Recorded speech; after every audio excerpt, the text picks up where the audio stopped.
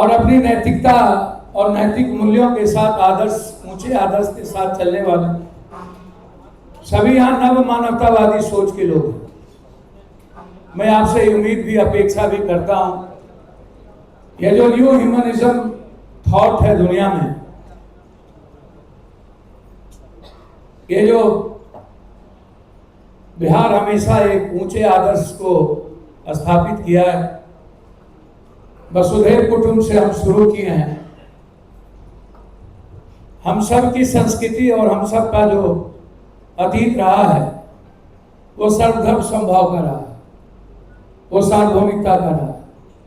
आप मेरे लिए कंप्लीट रूप से ऊर्जावान हैं और ऊर्जा के स्रोत है। आपका आभार, अभिवादन, अभिनंदन और स्वागत। सभी बहनों का भी सबका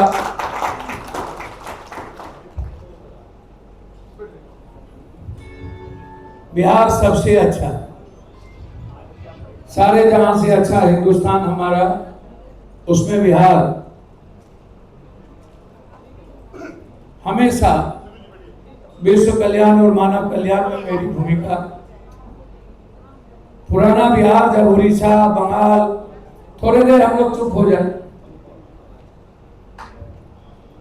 झारखंड और बिहार जो एक एकत्रित था, तब हम लोग शिव कल्याण के शिव स्रोत से हम लोग आगे बढ़ते थे।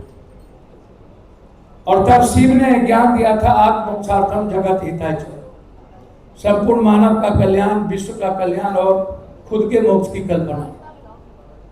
उस भाव के साथ हम हमेशा ऊंचे आदर्श और एक परिवार को स्थापित किए, शिव परिवार, जिन्होंने एक भाव दिया संगच्छध्वम संवदध्वम समवो मनान सिद्धांतम देवा भाग्यम यथा पूर्वे संजय नाना उपासक। एक ऊंचे आदर्श का भाव दिया। हम आनंद मार्ग स्कूल के पढ़े, हम जंगल में पढ़ते थे और हमेशा एक छोटे से, हमारी उम्र 21 साल की थी तो हम एमएलए हो। हम 90 में इंडिपेंडेंट एमएलए बने, 7 बार एमपी बने, जिसमें 1 बार पार्टी और 6 बार इंडिपेंडेंट। मैं फिर आपसे कह रहा हूं कि मेरे जीवन का 2 ही अध्याय है, 3। एक है पूरे हिंदुस्तान के गरीबों की मदद करना, दूसरा है गलत लोगों के खिलाफ लड़ करके मरना, और तीसरा है जिन मूल्यों के लिए भारत को जाना गया है, चाहे संवैधानिक हो, चाहे गीता हो, चाहे रामायण हो, बाइबिल हो, चाहे कुरान हो, किसी भी चीजों का उसके मूल आचरण को लेके चलना। मैं थोड़ा सा ही आपको ये बात कहना जरूरी था। मैं जानता हूं जब लोग पढ़े लिखे हो जाते हैं तो उसके भीतर अहंकार की परिक्रमा बढ़ जाती है। जो एलीट क्लास के लोग हैं इस दुनिया में, जिसके चलते कभी नागासाकी पर बम गिरा, कभी हिरोशिमा पर गिरा, और हम तीसरे वर्ल्ड वार की ओर हैं, ये कोई गरीब और कॉमन मैन के चलते नहीं, ये अहंकार के कारण। पूरी दुनिया 2 चीजों पर टिकी हुई है, एक ड्रग्स पर और एक हथियार पर। हमारी इकोनॉमी ही 2 चीज पर टिकी हुई है। जब जब इकोनॉमी संकट में होता है तो हम युद्ध को थोप देते हैं और फिर हम हथियार बेचने लगते। इसी तरह ड्रग्स पूरी दुनिया को समेटा हुआ। बिहार, बात तो हम करते हैं गुरु गोविंद की, बुद्ध की, चाणक्य का, मंडन मिश्र का, विश्वामित्र का, वाल्मीकि का, संत रविदास का, लोरी का, सलेश का, तिलका मांझी का, भगवान बिरसा मुंडा का, हम सबकी बात करते हैं। हम बात करते हैं पुराने बिहार की, रामकृष्ण परमहंस का, विवेकानंद का, हम बात करते हैं मंगल पांडे की, हम बात करते हैं डॉक्टर विद्यापति कवि की, राष्ट्रकवि दिनकर का, हम बात करते हैं रेणु जी की, हम नालंदा विक्रमशिला की बात करते हैं। जब पूरी दुनिया में 3 विश्वविद्यालय था तो 2 विश्वविद्यालय पूरे दुनिया में बिहार में था। हम आर्यभट्ट की भी बात करते हैं, अर्थशास्त्र का जनक, हम सबसे बड़ी भूमि, हम मगध की भूमि को याद करते हैं, राजा अशोक के उस आर्थिक आजादी का जब हमने एक पराक्रम किया था। तो यदि हम सहरसा के सहस्त्रार्थ को याद करते हैं, मंडन मिश्र तब भी। अभी हम याद करते हैं नक्षत्र मलाकार को, नक्सल मूवमेंट के जनक में तब भी। यदि हम याद करते हैं उधर रेणु, इधर विद्यापति कवि, इधर राजेंद्र बाबू, इधर भिखारी ठाकुर, तो हमारा जो गौरवशाली बिहार है ये दुनिया के लिए ज्ञानों से भरा है। वो उसके इतिहास को दुनिया में कभी मिटाया नहीं जा सकता। लेकिन जो इतिहास जो चला गया वो अतीत है, उसको हम देखे नहीं। जो आएगा वो फ्यूचर है। आज प्रेजेंट में जीने की हम सबको आदत डाल लेनी चाहिए। और प्रेजेंट कहता है कि हम भौतिक युग में हैं और इकोनॉमी सबसे इंपॉर्टेंट हो गया है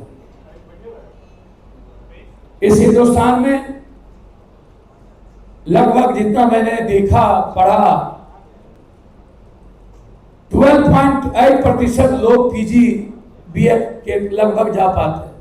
महिलाएं 3.2% से ज्यादा एजुकेशन नहीं कर पाए। Middle class, lower class, ABC, Dalit, ST, SC के जो लड़कियां हैं वो 7th और 10th 12th जाते जाते वो बैक हो जाती है, वो आगे नहीं बढ़ पाती, उसको मौका नहीं मिला। लगभग इस बीच में 2.5 लाख स्कूल बंद हो गए भारत में, जिसमें 84,000 स्कूल उत्तर प्रदेश में बंद हुए। 2,300 टेक्निकल कॉलेज बंद हो गए आज से 3 साल पहले, और अगले साल 1,772 टेक्निकल कॉलेज बंद हो गए। एजुकेशन का नैतिक स्तर गिरता चला गया। लगभग हम जो कंट्री मैं जितना देखा हूं, न्यू थॉट पर काम नहीं करता। हमारे यहां रिसर्च पर कोई वैल्यू नहीं और रिसर्च पर बजट भी नहीं। आप यदि बजट देखिएगा तो आपको पता चल जाएगा। एजुकेशन पर बहुत कम बजट होता है। हम हथियार पर बजट देते हैं, युद्ध पे लड़ते हैं हम, बजट रक्षा विभाग पर बजट होता है, लूट की प्रवृत्ति पर बजट होता है। लेकिन जहां से हमारी बच्ची को सबसे पहले पढ़ाने की जरूरत है कि हर घर की एक बच्ची पहले एजुकेशन ले। जिस घर की बच्ची एजुकेशन ले लेगा, भारत सही माने में स्वर्णिम रेखा में लिखा जाएगा। जब तक हिंदुस्तान की बेटी बहन हमारी शिक्षित नहीं होगी, तब तक भारत को हम कभी भी स्वर्णिम इतिहास की ओर नहीं बढ़ा पाएंगे। तो ये सवाल है। हम नारा लगाते रहते हैं बेटी पढ़ाओ बेटी बचाओ। अब बड़ा बड़ा कोटा, लगभग 80,000 करोड़ का माफिया है वहां। 80,000 करोड़, एक कोटा एक हब है। कोटा का जो रेट है एजुकेशन, जो बच्चे वहां पढ़ने जाते हैं, वो बड़े बड़े पिता के बड़े बड़े बच्चे वहां पढ़ने जाते हैं। इकोनॉमिकल जो कम है, कमजोर है, वो नहीं जा सकता। मैं कोटा कई बार गया हूं।